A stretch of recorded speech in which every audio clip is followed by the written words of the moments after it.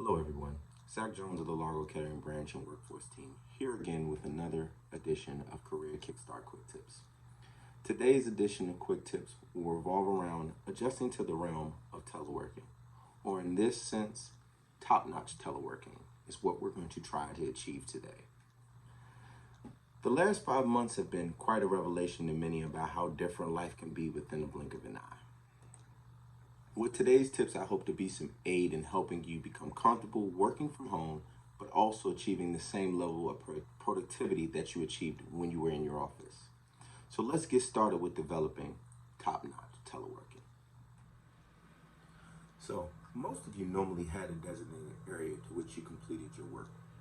But with working from home, it's kind of hard to designate a place for your business within your own personal space. For some of you, you have even broken a vow with yourself to never bring your personal space and your professional space together. But due to the unfortunate circumstances, this space must now become intermixed with the other. But finding a balance between the two are key. So my first tip in gaining the balance between these two spaces is to designate and define your workspace. This can be achieved by factoring in key elements that are needed for you to achieve your job. These are things that might be like adequate light, a power source to plug in your devices like your computer, a strong and steady internet connection, space overall, and one of the most important things, silence. Sound and noise regulation is one aspect of defining a workspace and your personal space that can be difficult. Some of you are parents, have roommates, noisy neighbors, and other people that are outside of your homes that are doing jobs that they need to complete. These are noises that can be somewhat controlled, but some you cannot. But what I would say is try to control those you can in regards to your workspace. Overall, defining your space has a lot of key factors to contribute with your level of productivity. So avoid setting up your workspace in an area with other controllable distractions as well. So working in a living room on a couch may not be the best area, as it could possibly cause you to become lax and may even cause you to fall asleep. Or a room with a TV may be a distraction, as you may become engulfed in a TV program and cause halt to what you're doing in regards to your work.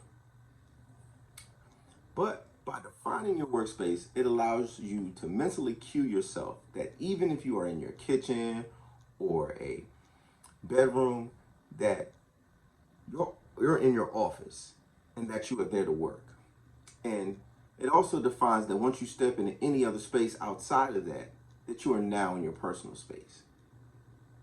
In defining this space, this will lead to another tip that is really important, and that's to make sure that you have privacy.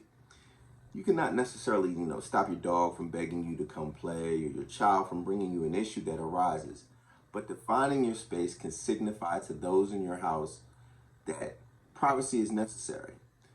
Especially now with teleworking, and most of your contact is going to be done through virtual meeting platforms like Zoom or Google Meets. So notifying everybody else that privacy is going on and that you have a workspace that's designated will help them understand that they need to try and keep themselves to a minimal and their sound to a minimum. By prioritizing privacy and limiting distractions, you have a better chance of having less obstacles merging these two particular spaces together, which in the long run will help you in developing your productivity. So my next tip would be take this time to learn how to use the applications and systems that are required of your daily routine.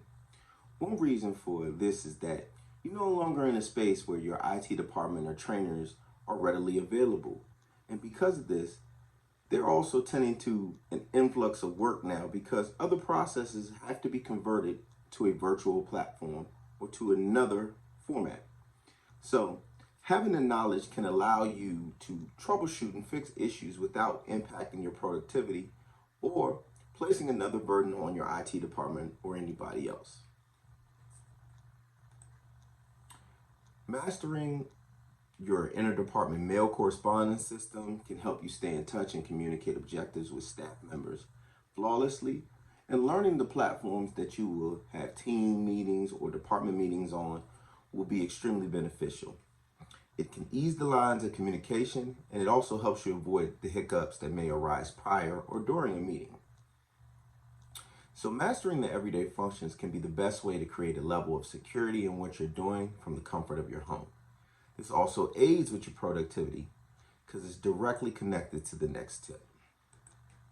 And this is the tip of maintaining a routine or a schedule. If you operated your current job using a calendar, this should be a fairly easy transition for you. But for those who did not or did not have to use a calendar or a schedule is a good way to stay on top of your task and set goals for yourself. Google Mail accounts have calendar functions, which allow you to schedule events directly from your emails to your calendar. And overall, just the presence of a calendar and having an outline of your day can help you prioritize your time. So make sure in organizing your schedule and setting goals, you set aside the necessary time for yourself as well. In a time when maintaining good physical health is key, make sure you schedule time for your mental, physical, and emotional health as well, because it's very important. So, one way of maintaining this mental health is going to lead us into my next tip, which is making sure that you're staying connected. Make sure that outside of work-related issues that you check in with your supervisors and your coworkers. Keeping an open line of connection can help you all stay sharp for the proposed changes, unexpected changes, and just serve as a source of help for each other. And this could be in the means of helping each other with an application on your computer, a telework platform that you might be using, or even better understanding a new policy that has been issued moving forward. This is also an opportunity to continue to work on the morale and the relationships that you and your coworkers have, and maintaining that you all are moving together as a team. You both are navigating the waters of a global pandemic, but at the same time, you also are trying to achieve the goals and the missions of your company. My last and final tip may receive some pushback, but in teleworking, it is still important and it is still relevant. And that is to dress for work when you are teleworking. I know a lot of us haven't been to the dry cleaners or worn anything other than sweatpants, or in some cases, pajamas. This is one important factor to remember, and that is to maintain the same level of professionalism.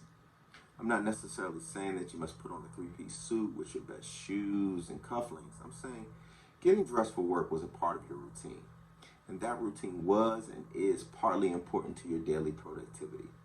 So why not get dressed and keep that same mindset of productivity and success going? Business casual is always a good route to go. For men, a nice collared shirt and a pair of pants is a good place to start. As well as for ladies, an appropriate top or a blouse with a pair of pants can also work. We all know that these various meeting platforms can only see the top portion of your body, but maintaining a mindset of being in the office will aid in helping you complete work-related tasks, and being dressed for work will also help in delivering that top-notch telework. So this is a huge hurdle for all of us, regardless of whatever industry that you may be in. Social distancing, quarantining, and meeting health standards are all things that impact the things that we do and will normally do. But I urge you all to not become discouraged and take this time to create and innovate. Because if this is the new direction of operations in the workforce, let's learn and find the ways to improve and make these processes ones that can be easily executed. And above all, lastly, just be patient with each other. We're all in the same boat, the same opposition of the pandemic. So being patient, courteous, and kind always helps. So I say to you all, continue persevering and we will make it. And until the next time, stay safe and stay healthy.